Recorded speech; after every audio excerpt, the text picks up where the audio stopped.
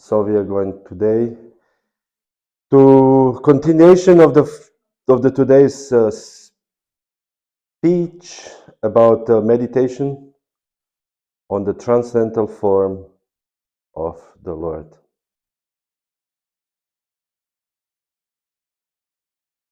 So we will speak about the beginning. Just one side note: Srila Prabhupada many times stressed that Krishna is not impersonal, that he has a form. And this is very important. So much so that Srila Prabhupada never wrote International Society for God Consciousness, but for Krishna consciousness, because God can sometimes be impersonal. Concept of God can be impersonal. And Srila Prabhupada also many times mentioned Krishna is the supreme personality of Godhead. Grazie. To mean that he's a person, he's a personality of Godhead. So then Prabhupada says, either by hearing, when we hear, or by seeing or meditating, the objective is transcendental form of the Lord. So when we chant Hare Krishna, we don't think about Krishna as energy, or when we hear about Krishna, we always think Krishna as a form. So although when we chant Hare Krishna, there's no really Krishna there, it's just some sound. Hare Krishna, Krishna Krishna. But actually this sound is not different from Krishna. This is Prabhupada always emphasized. This is very important.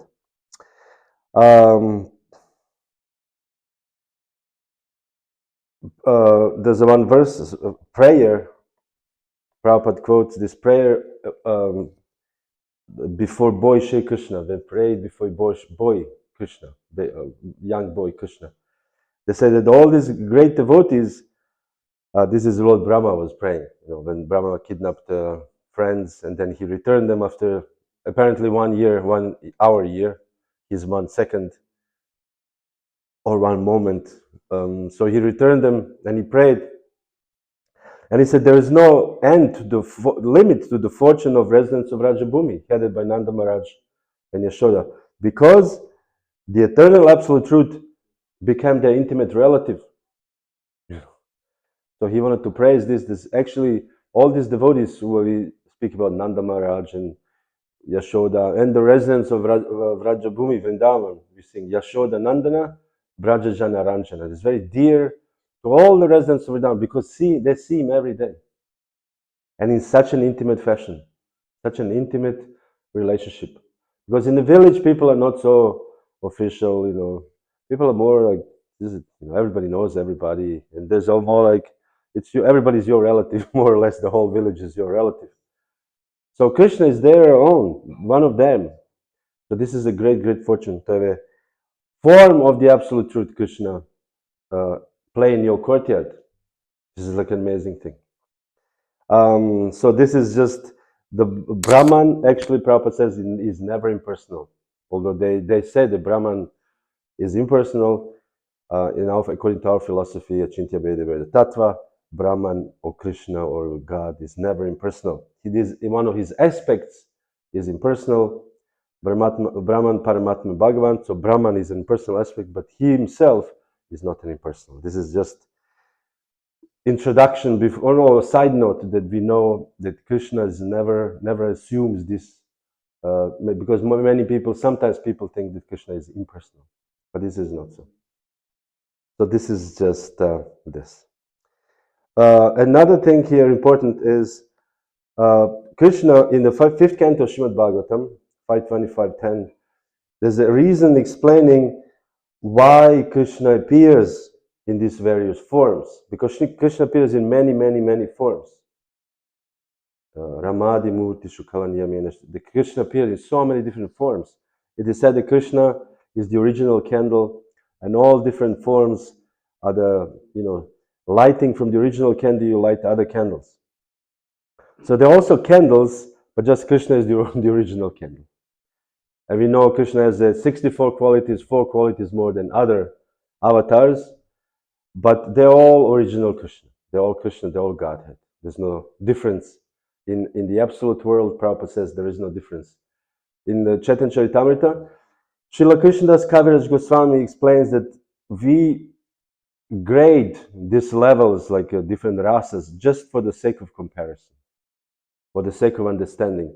But there is no such a thing as better Krishna, lower Krishna, better quality Krishna. We want to buy a good quality jacket. I want to buy, and lower quality jacket I don't buy because it's lower quality. So in the material world, we all want to have the best quality.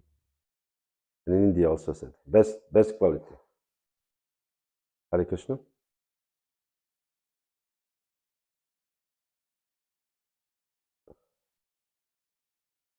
This is best opposite.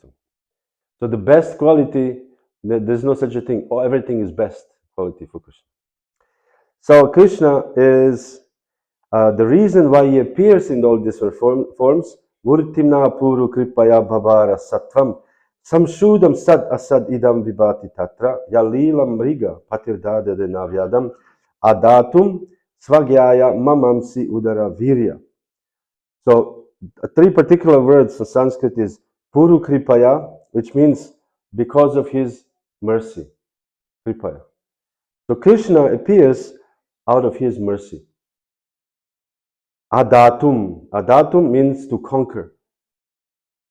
And the last word is svagyaya, svagyaya manamsi, the minds of his devotees. So Krishna appeared in all these forms because of the great mercy, number one, and number two, to conquer the devotees' minds. So this is the reason why Krishna appears in all these forms. And because we all have naturally ingrained in us desire for varieties. So this nirvishesha does not cut. There is no such a thing as oneness. Everything is so much varieties in this material world. And everybody has a different taste. All of us who are sitting here in this room, do any of us have the same clothes? Do you have same clothes as her? No. You have a blue jacket, sport jacket, she has a knitted sweater, you have this, he has an orange. We all have, why do we have this? Of course we have, I don't have much hair, but you all have different haircuts. Everything is different because this is how we like it. When we put spices, when we cook, some people like more, I like more, whatever. This spice, I like chilies, I love chilies. And some people don't like chilies. So we all have different tastes. So in the same way, we have a different taste to the varieties of Krishna. So Krishna appears in so many wonderful forms, wonderful forms. So we become attracted to one particular form, and this form is the best for us. There is no better form for us. So therefore, Krishna, out of his great mercy, appears to conquer our minds, so that our minds is satisfied. Because we know, chanchala himana Krishna. The mind is like a very chanchala, very unsteady minds. So we, I want any change. Oh, I actually don't like this. I actually like this. We order something. Oh, I shouldn't have ordered it. Conquer it. Cancel it immediately. The minds are never satisfied. So if your mind is fully satisfied, that must be Krishna. And this is why Krishna appears as all these wonderful forms. And once we achieve Krishna in the form we like, our minds also means our hearts. Nothing can change it. Nothing can change it. In the Chaitanya Charitamrita, it is described that Lord Chaitanya was speaking to various devotees, to Murari Gupta. He said, you are a great devotee of Lord Ram, but I advise you to worship Krishna, Vrajendra Nandan, in Vrindavan with Radha. And then came next day, because Murari was a great devotee of Lord Chaitanya, he would do anything for Lord Chaitanya. So next day, Lord Chaitanya came to Murari and he said, so Murari, how is your worship of Lord Krishna? And Murari said, I could not sleep all night. He said, why? I could not sleep because I cannot give up, how do you say, Raghunath. This is in my heart. So Lord Chaitanya said, you are the authorized to worship Lord Ram. And then he quoted this famous utterance of Lord Rama, who says, Blessed is the Lord who never leaves his follower, and blessed is the follower who never is. No, blessed is the servant who never leaves his master. So this is what this is. This is not artificial. This is matter of the heart. So when we again come to the particular point that we like this particular form of Krishna, Krishna Balaram, for example, this is it. There's no somebody can say, but Radha and Krishna is higher. Thank you. I appreciate very much. It's just like, for example, anybody from East Europe? No. I like this one particular food called banica. You know banica? No. It's like very nice. If somebody can offer me pizza, say, well, pizza is nice, but banica is better. Sorry, but some other people say, well, pizza is the best. Or somebody from India said, no, rice. Whatever, pulao, this is the whatever people like. In South India, they like rice. Everything is rice. Rice, rice, rice, rice. But in North India, no rice. Puri, roti. Everything is roti, roti, roti. Chapati and roti. Roti means this bread. Everything is bread, wheat. So different tastes, So therefore, we should, as devotees or as aspiring, we should learn about different forms and pray to different forms of Krishna, and Krishna will reveal to us, or Krishna will naturally make us attracted to this particular form. In our sampradaya, every school has a different deity, like a Ishta Devata called Ishta Devata, the worshipable deity. There's a one deity they worship, each sampradaya. Our sampradaya, we worship Radha and Krishna. This is our ultimate deity. I was speaking this morning, there's a baby Krishna. Some sampradaya, like Vallabha sampradaya, this is their Ishta Devata, baby Krishna. This is their meditation. This is their highest object of worship. In South India, we have a Venkateshwara, Vishnu, which is just in Pune, this beautiful Venkateshwara, Balaji deity upstairs, very nice. Some people, this is their highest deity, and that's it. So this is the one point. Another thing, very, very interesting thing is we have in this world, we have a material bodies. There's as Prabhupada says that this kappa pitta vata, these three dhatus. And now body is made of this, according to Ayurveda, called dravyas. Dravya is substances, water.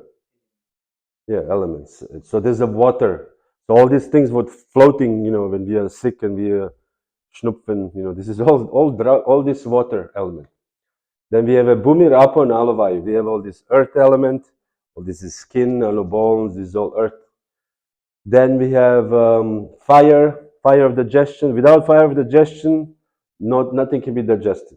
The people, devotees, I know, they eat like little, I cannot digest it. They have no fire of digestion. So they have to eat, I don't know, black pepper or whatever, to this hajmola, hajmola. Hajmola, to make it a better digestion. So because the fire, there's no fire. But there's a fire in us. Sometimes we have fever. So where is the fever coming from? From the fire. And the air, there's so many different airs. We know what kind of airs we have. We inhale and, outgoing airs also. So all this is elements made, our body is made of these elements. But as I said earlier today, the Krishna's body is transcendental. It's completely different. His skin, his organs are all transcendental. So it's all one spiritual energy. So basically, whatever we do, we know the material body, whatever we do with the material body, we get reactions to it. So therefore, we have all these different bodies. We are born in with different bodies because due to our karmas.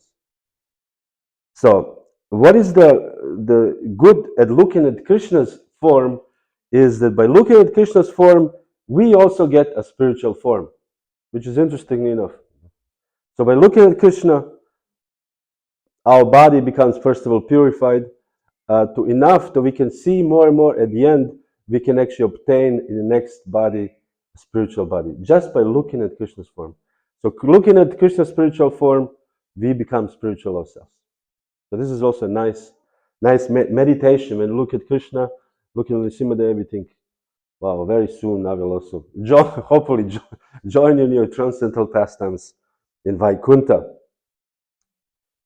Prabhupada says, a spiritual form like the Lord's, either two-handed or four-handed, is attained by the devotees of the Lord, either in Vaikunthas or in Goloka, according to the original nature of the soul.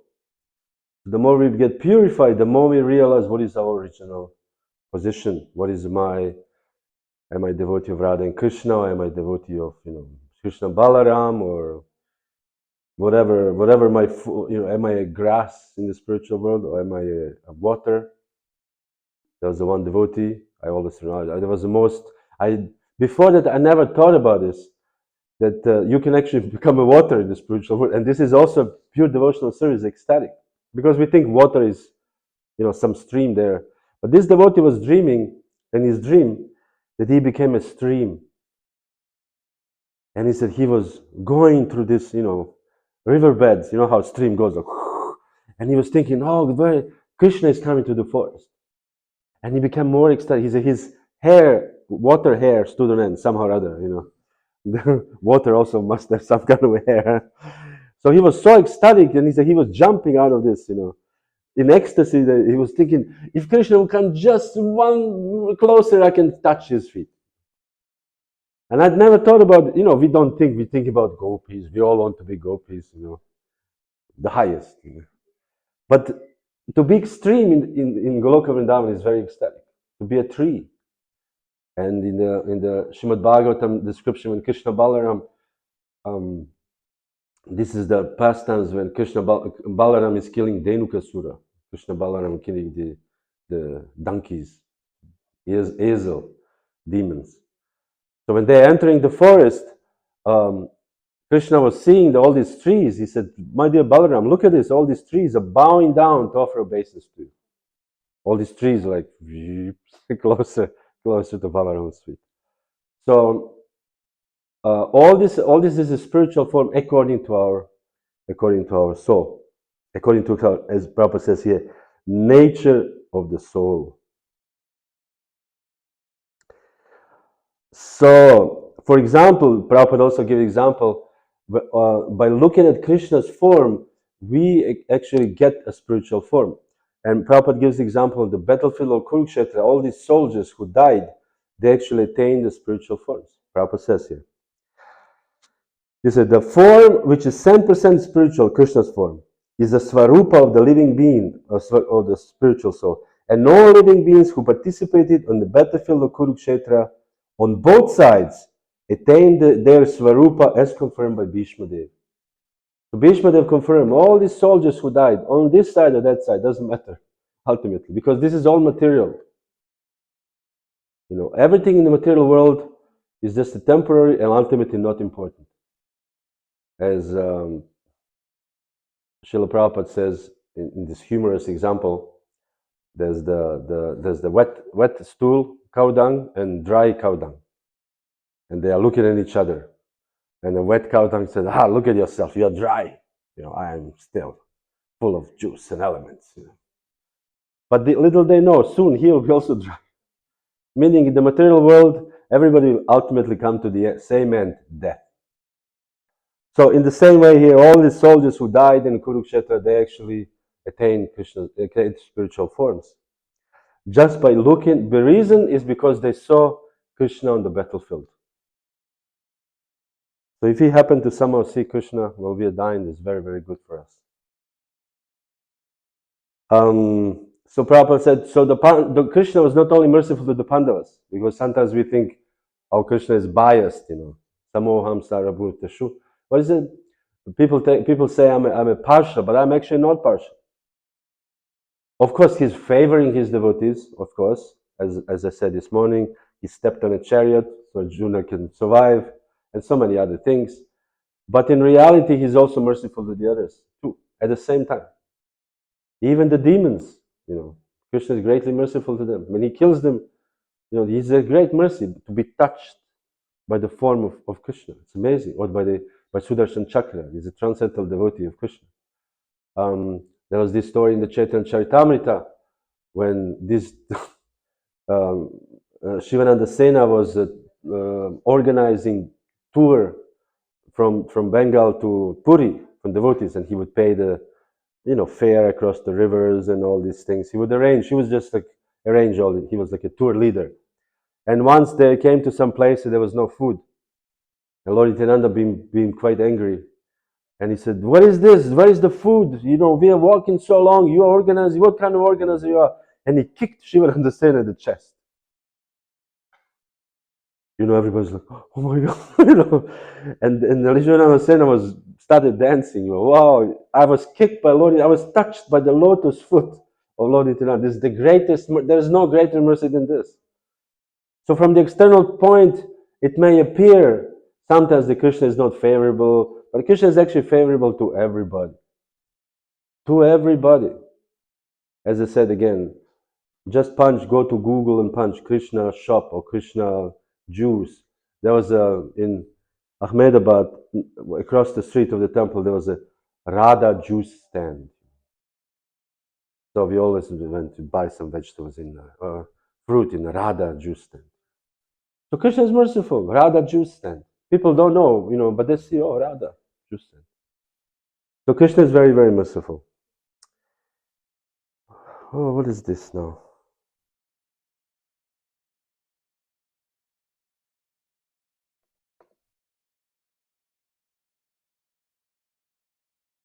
This is the... I don't want it. Security started. No, I don't want. So, this darshan of Krishna comes again only by Krishna's allowance. We cannot demand darshan of Krishna. Okay, I want to see Nrsimhadev. We think I'm entitled. I'm living here. I'm entitled. As you see, now Nrsimhadev may be closing the door, and that's it. We cannot demand darshan. I was once in one temple, and one Indian gentleman came in. The darshan, the deities were closed, and he said, "Open the curtains. I want to see the Krishna." I said, "Well, it doesn't work that way. You have to actually offer prayers. First of all, you have to come in proper times. The Krishna opens when he wants it. Maybe he's resting. Maybe he's eating. You cannot demand to see Krishna.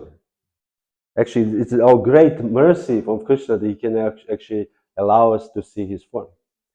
So, Krishna, first canto, Srimad Bhagavatam, 9th chapter, 22nd verse.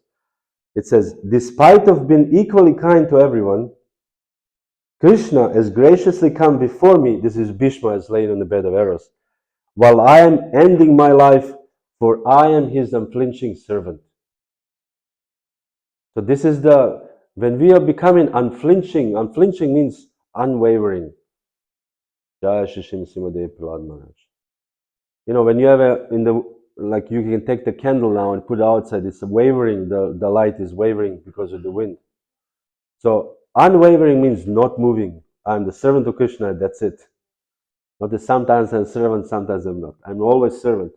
So this is unflinching devotional service. And that's why Bhishma said, that is why Krishna came in front of me. This is the reason. Although he is kind to everyone, but he doesn't come to somebody in front of their face, as a darshan on your last moment.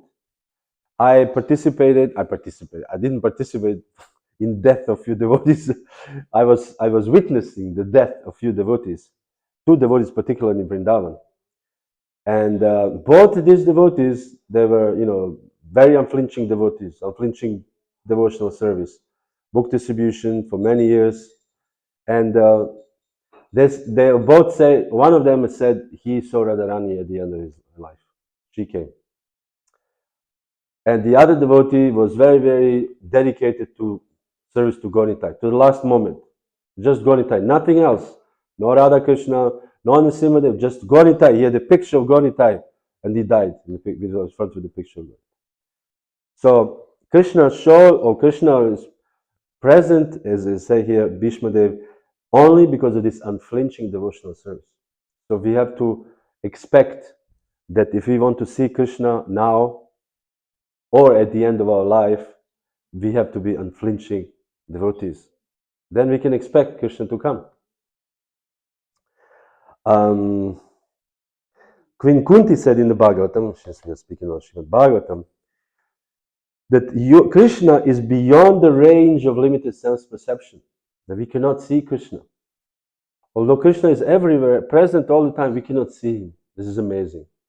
Beyond the range of limited sense perception, because sense perception is limited. We cannot see right now what's going on behind this wall. We cannot. We can, but we cannot see it. So therefore, Krishna is beyond this view of ours, and he's covered. As much as we have a wall here, Krishna is covered with the wall of illusory energy of Maya, deluding material energy, and therefore we cannot see things as they are. This is in reality Maya. Maya means, as Prabhupada translated, that which is not. That which is not. So we see something, but this is not real thing. So this is called deluding energy of Maya. But we are convinced that this is true. And sometimes we know ourselves, we are convinced, but but it's actually proved to be not true. Especially if you walk in the forest in the night, because forest is all different kinds of forms, the stumps of the trees, and then you think, oh, there's an animal there, but it's actually not. Evening time, the dusk. And also there's a famous example of Shankaracharya, this is so-called Vivartavada, the illusion that we think in the night, when we see a rope hanging from a tree, we think it's a snake.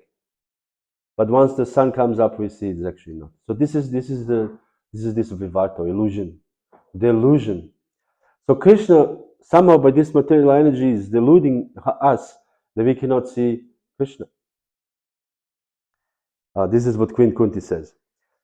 You are invisible to the foolish observer exactly as an actor dressed as a player is not recognized. So Krishna is actually all present everywhere, all the time. And even when Krishna is present, was present, the people cannot see that he is God. We see so many examples, particularly in the Mahabharata, that not many recognize that he is God, actually. When Krishna came for the last moment of before the battle of Kurukshetra started, and Krishna went for the last, give a peace a chance, as they say this song, give peace a chance. So he went to the Duryodhana and the others, Dhritarashtra, and said, we should not fight, we are brothers, we're family, and this and that. And so they, Krishna, Supreme Personality of Godhead. And what did they do?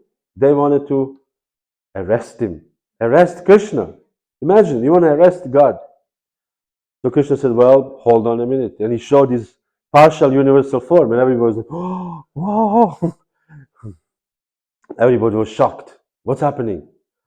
And Krishna said, well, you wanted to arrest me. And I'm not so easy to be arrested. I mean, also Kalayavana, the Yavana king, he wanted to catch Krishna. And Krishna was standing before him, and Yavana wanted to catch him. And somehow Krishna was always one step ahead of him, one step ahead of him, one step ahead of him. And then Krishna was running for many kilometers. And he was just thinking, oh, he's right there, right there. You cannot catch Krishna. You cannot catch Krishna. It is an illusion to think that we can catch Krishna. Because Krishna performs, and it seems to be like an ordinary human being, but it's not. Sometimes we see in our International Society for Krishna Consciousness, it seems the things are as everybody else. What's the difference? But it's not the same. Like, for example, Bhishma died in a bed of arrows. It says that Bhishma could die whenever he wanted. He had this boon. So he could have laid there for 10,000 years and not die if he did not want to. But Krishna came and he said, oh, this is a good chance. Now I'll do it now. So it's not, things are not as they appear to be in this material world as far as connection to Krishna or anything connected to Krishna is. So we should, again, please never forget this. That when we think of Krishna and when we engage in Krishna service, this is not a normal, ordinary, daily activity.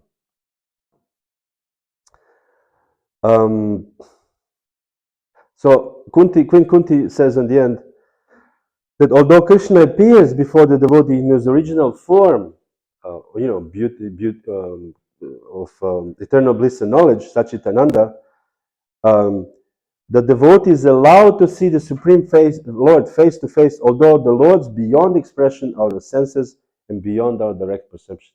So Krishna appears only due to his mercy, or due to his whim, you can say.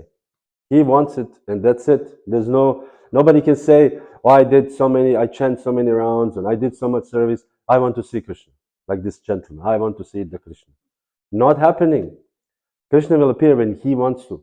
Sometimes Krishna appears, we don't really want to. There was this famous story by His Holiness Hanumat Prashak Swami. I heard it personally that he said this story, so he has to validate it if it's true. He said that there was once in California a farmer named John, ordinary farmer, no spiritual, farmer, just tractor. Once he was driving tractor, in the middle of the tractor drive in the field, one being came from the sky, and John was driving tractor. And the being came from the sky, and he said, John, find out more about me. And disappeared. And John was, okay. He didn't tell his name, he didn't tell anything. He just, find out more about me. So John, what did he do? He went to the library. At that time, library, no internet. This was the 70s, 80s. And then he went to the library and he asked the librarian, I want to find out about one person. He said, so he looks like this. So he was searching a little bit. And in the end, he found the Krishna book. And he looked and he said, that's him. That's him. He didn't know anything. He said, this is him. The tractor driver, John.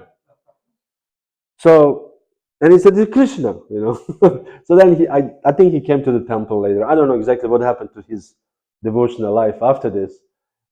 But Krishna appeared to John. Why? We don't know. Krishna had this desire. So we should not be puffed up. I am serving so long. I am very dedicated. How is this new devotee or Bhakta John, tractor driver, can see Krishna, not me? It's possible because Krishna can show himself whomever he pleases. At the same time, he can also show himself to us if we are somehow, receive this mercy. So anyway, this is just some point I wanted to make. And as the last here point for today,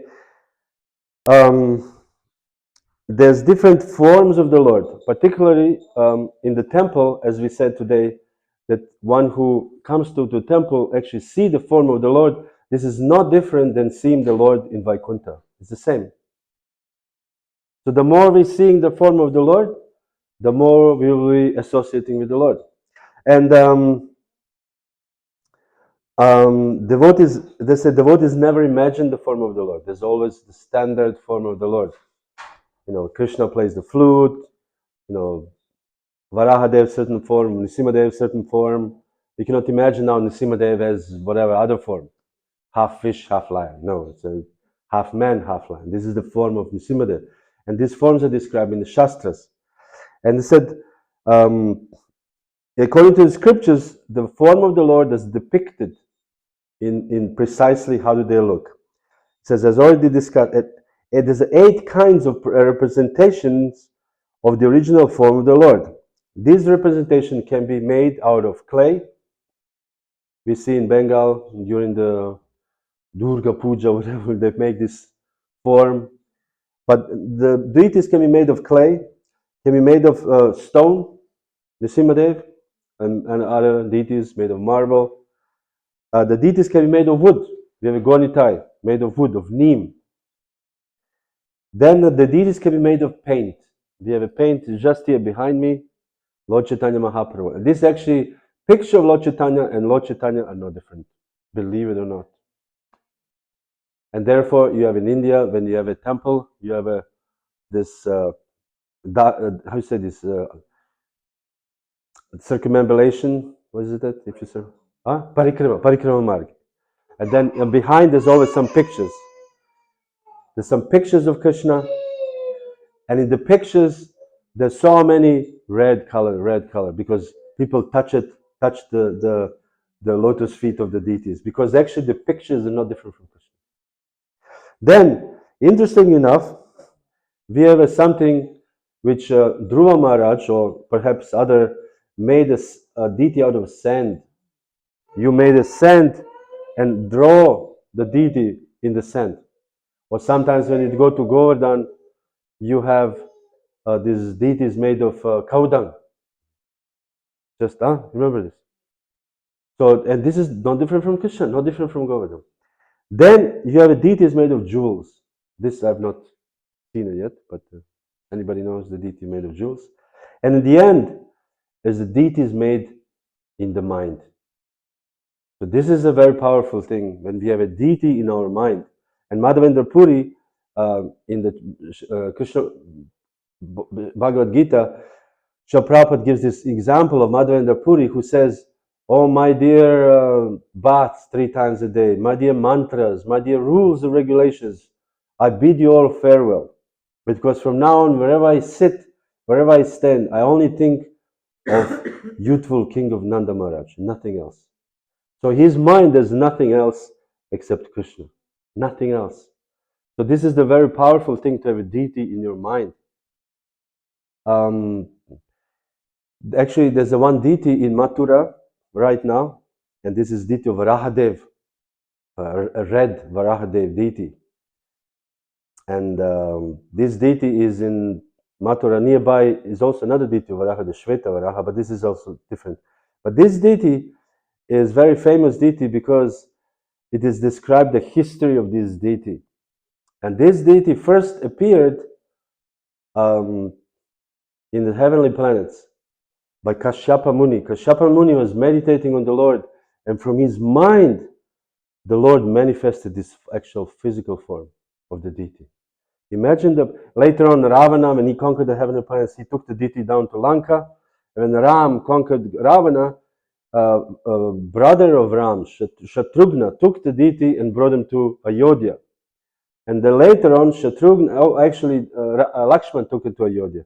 And Shatrughna, later on, when he went to establish Mathura, a city, he brought this deity. So this was like the first deity to be brought to Mathura.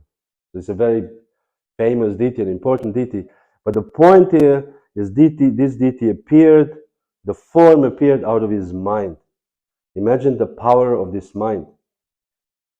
Sometimes when we see the young devotees, when they chant their rounds, they walk here, they go downstairs, they come back, they sit a little bit, they sleep 10 seconds, they get up, they walk upstairs, and then mind is like driving them around. Mind is a very powerful thing.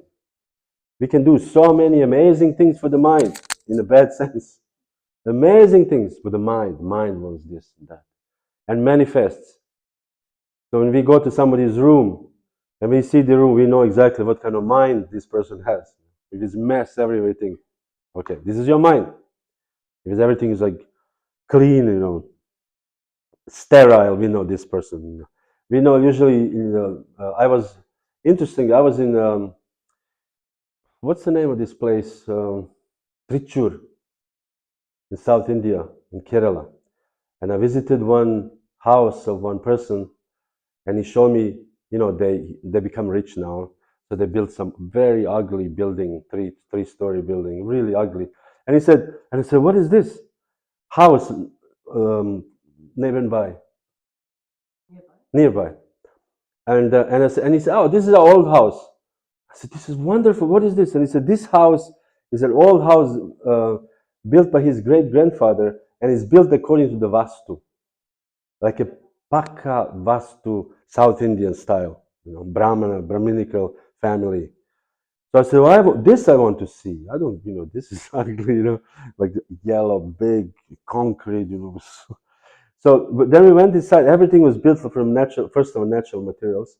And second of all, everything is very geometric. The doors also, when you go to the door, doors are a little lower. You have to kind of bend your head. It's not like, you have in Germany, these doors like 4 meters tall, this big guy. I am entering the Bundestag. This is humble. You have to actually kind of, so you have to bow down to enter, and everything is, but the most important to me was impressive. There was nothing in it, no furniture. Maybe there was one like small table, but he had this person was writing or something. He was staying in this house, and I said, "This is it. This is it. This is the actual, as we call it, Vedic mind. Very pure, very organized, very clean, and not much clutter. Clutter means,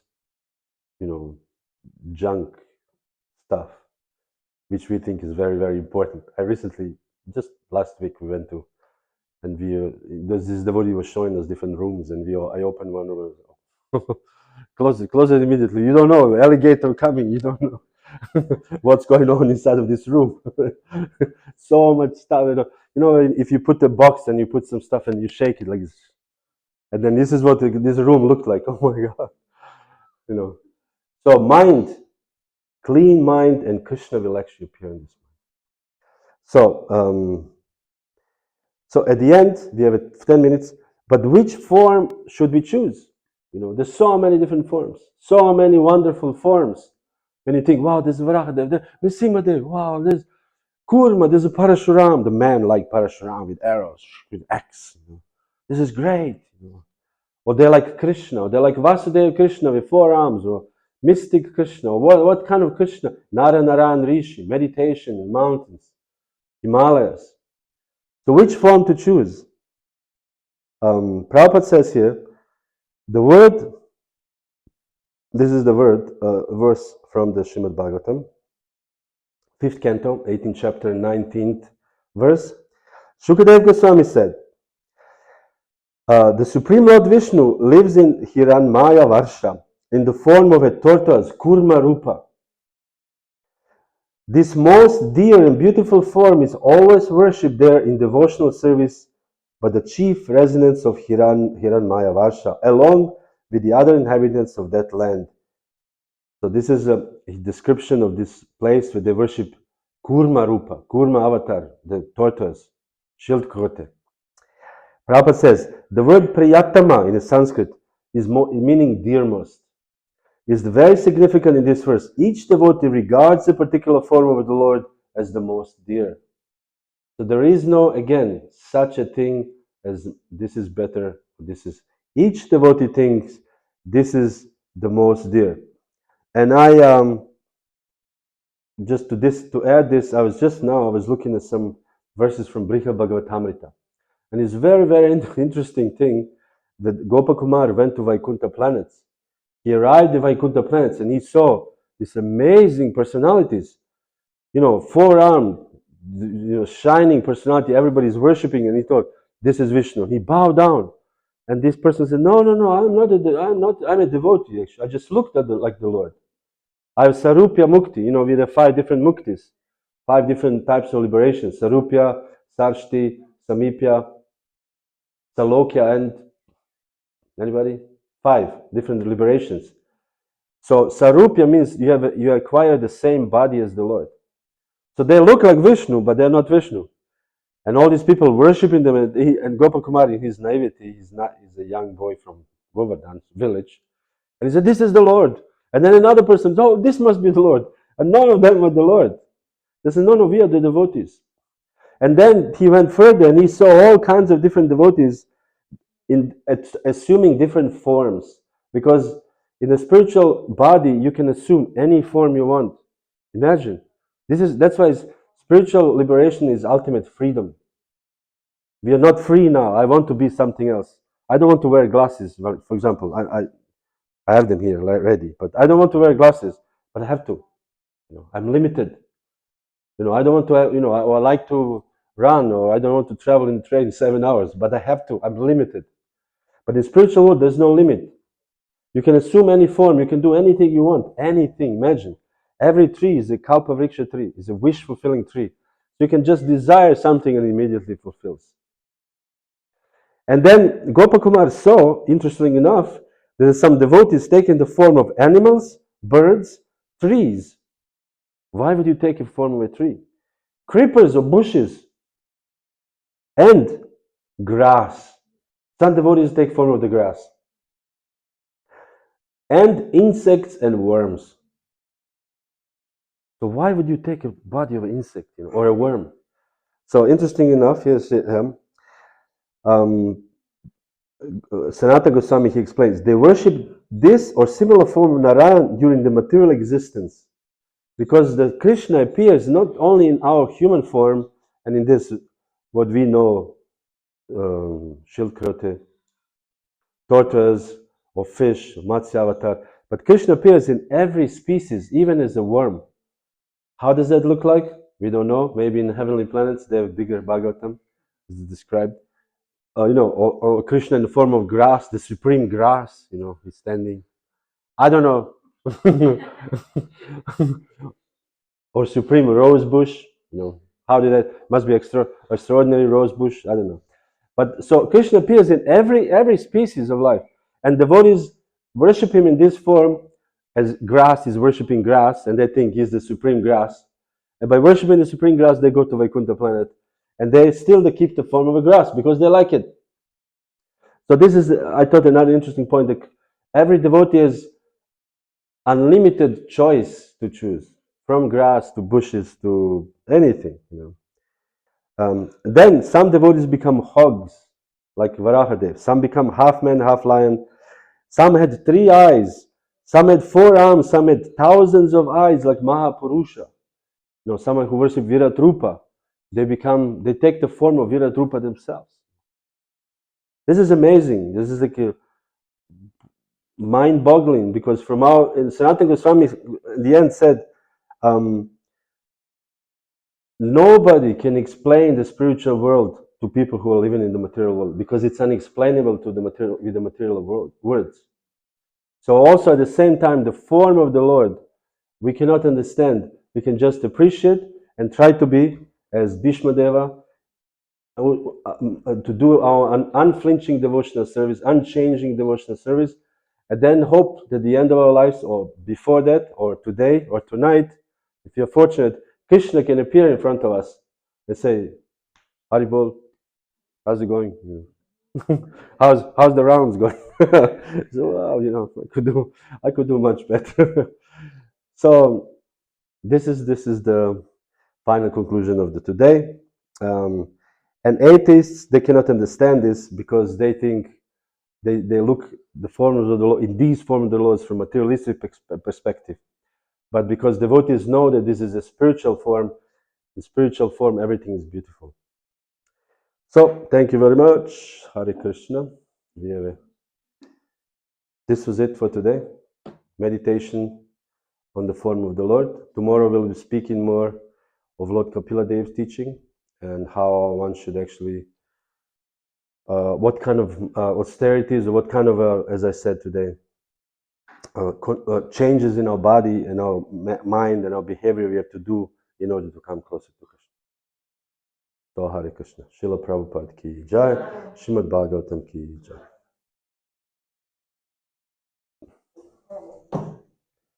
Nitya?